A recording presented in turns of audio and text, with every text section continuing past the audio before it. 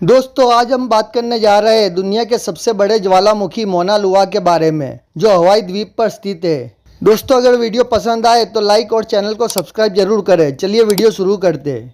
मौना लुआ एक शील्ड ज्वालामुखी है जिसका मतलब है कि ये ढाल जैसी आकृति का है।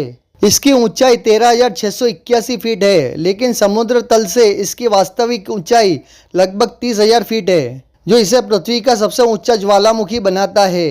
मौना लुआ का नाम हवाईयन भाषा में लॉन्ग माउंटेन या लंबा पर्वत है। ये दुनिया का सबसे सक्रिय ज्वालामुखी भी है जिसने पिछले 170 सालों में 33 बार विस्फोट किया है। इसकी सबसे हल्की गतिविधि 1984 में हुई थी जब लावा प्रवाह ने पास के इलो शहर को खतरे में डाल दिया था। वैज्ञानिक यहाँ लगातार मौना लुआ की गतिविधियों पर नजर रखते हैं। ज्वालामुखी की सतह पर सेंसर और सैटेलाइट की मदद से वे इसकी हलचल और संभावित विस्फोटों का पूर्वानुमान लगाने का प्रयास करते हैं। मौना लुआ का विशाल आकार और इसकी ऐतिहासिक गतिविधियां इसे एक महत्वपूर्ण पर्यटन स्थल भी बनाती है।